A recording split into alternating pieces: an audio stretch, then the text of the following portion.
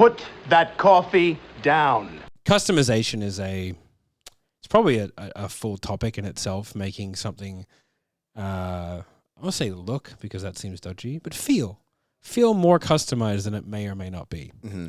You know, and there's really a lot of ways to do that. One of them being like having 8 to 10 different pillars that you can pull from, but only presenting certain ones. Mm-hmm. You know, to stop your presentation from being too long and like logistically overwhelming, especially if you're selling like a product that's designed to simplify something. Okay. You can't just like go, well, this is everything we're going to do for you, because like you're immediately overwhelming, and your sales process has to reflect that too. So I did some consulting for a business where their entire business is helping people simplify their life and be more like succinct, get in flow state, all that kind of stuff. And their pre-sales call process was a 100 question survey. Wow. And it was intense. And I was like, but man, like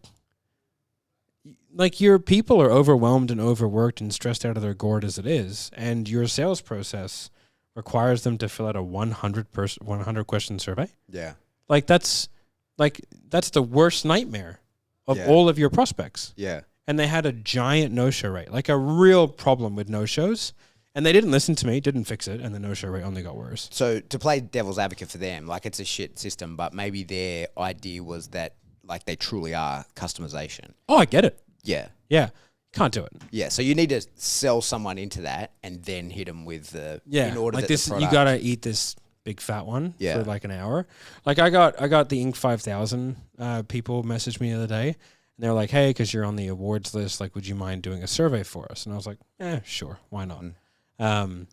It was so long, and I got 30 questions in and hit the skip button for a while, and it was over 100. And I emailed them back going, what CEO of a high growth top Inc. 5000 company has the time, like legit has the time to fill this shit out? Yeah. May God have mercy on your soul.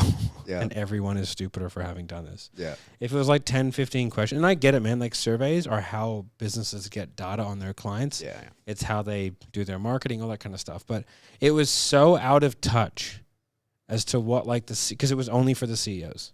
Yeah. So they sent out 5,000. So like you couldn't have delegated anyone else to do that. And like maybe people did, and they were just like, Yeah.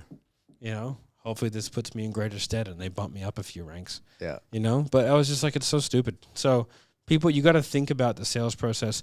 Like one of the businesses we used to work with, they were not the business I was talking about before, but a different one in the US.